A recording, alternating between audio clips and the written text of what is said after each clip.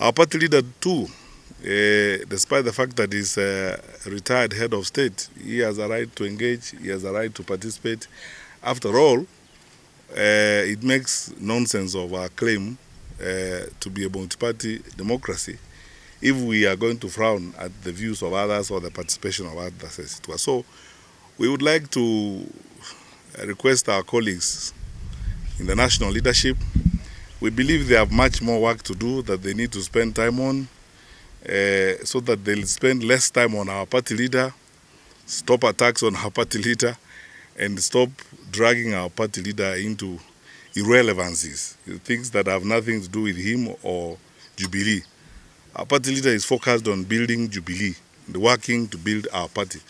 And as you can see, we are growing. And I'm very, very happy that the numbers of our young people are stronger and they are growing. When you look at the list of aspirants and those who have come forward to seek support to run for office, it's very impressive. And that is the way we want to go. We want to grow that list even more as we go forward. And we are not interested in any conflict in any particular political organization. So please, let our party leader have his peace, rest as a retired president who has done his work, and continue to contribute to the country as he finds it necessary at this point in time, without being accused of this, that, or the other, or dragged into unnecessary and irrelevant arguments and conflicts and so on. We all want to focus on the future of the country and on how we will remake our country and restore our country back on the path of progress, as it were. We understand, we have been saying in our meeting today, we understand that the popularity of our party leader is very intimidating to some leaders in this country. He can't call a national meeting to tell Kenyans not to love him. They love him because of his track record. Yes. And I think those who are uncomfortable, some of them, is because of their track record.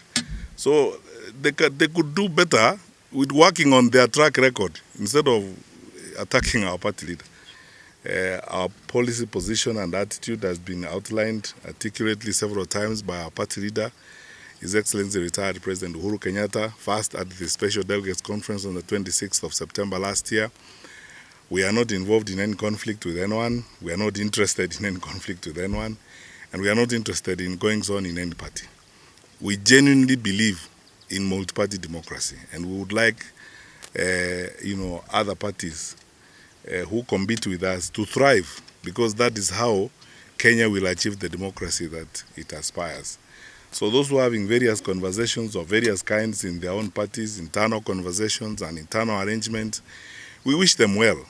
The truth of the matter is that we have no role in those conversations, and our party leader does not have any role or interest in those conversations. We collaborate a lot with a lot of parties. As you know, we are members of the United Opposition.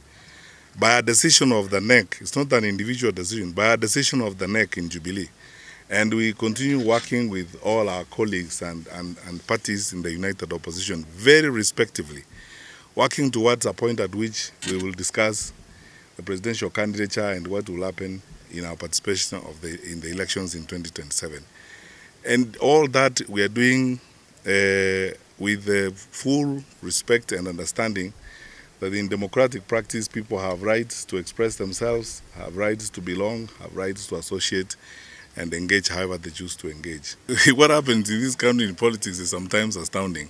If you are the secretary of ASMIO and you are talking about the chairman of ASMIO, why do you need to go to the streets to discuss issues that you are supposed to be discussing?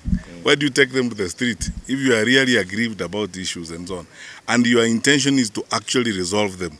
Why do you go to the street? Why don't you call a meeting of that organization? And this is why we are talking about orderly, responsive and responsible government.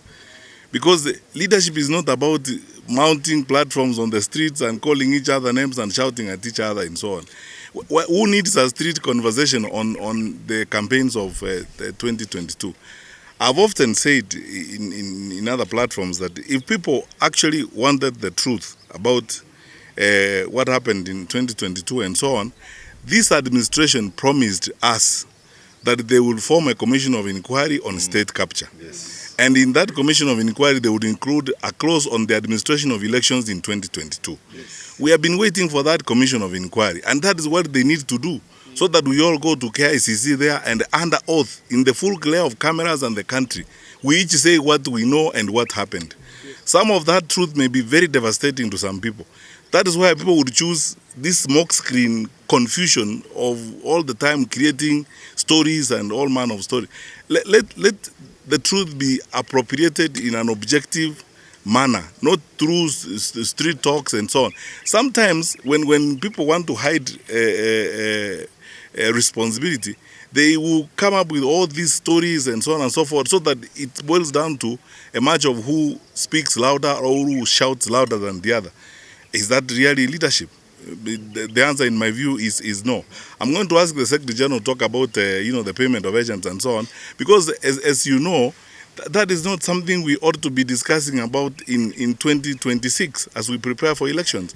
You know, every time we are approaching a serious time of responsibility, such as we are doing, some of our leaders, especially those aligned to the administration, resort to drama and stories and lies to camouflage and to distract from answering straightforward questions and so on. We are preparing for elections as it is. And if anyone has got concerns about those agents who are not paid and so on, shouldn't they then address who hired them? And why should it be a national issue? Why should it be a concern for Grace and so on about which agent or as an ordinary citizen or a senior citizen like Kembi Gitura? Why should it be a matter we spend time on every day instead of focusing on the kids who are not in school right now because they have not been placed? The kids who are not in school now because their parents cannot afford the 9,000 shillings because this government cannot raise capitation. The people who have been suffered as a result of insecurity in the country. The patients who have no food at Kenyatta National Hospital or who have no medicine and so on. Instead of focusing on those issues, you are engaged in trivialities and petty things about which agents were paid and not paid. 4 years after the election, how serious are we? SG, if you have anything. I think that this regime has turned our country into a place of mediocrity. And we know that this regime hates two things. It hates political parties and it hates the youth of Kenya. And Jubilee is a party of love and peace. And we know how expensive peace can be. Lakini hawa majamaa pia wamekuja sana. They touched our toes and we kept quiet. They touched our ankles and we kept quiet. They touched our knees and we kept quiet. Now they are massaging our thighs. We cannot continue keeping quiet. Jubilee. Mbele pamoja. Mbele pamoja. Jubilee. Asanteni sana. Thank you so much. Sasa naye huyo ako na lugha ingine iko hapo. We have our senior here who we want also to hear a word from him, Mheshimiwa.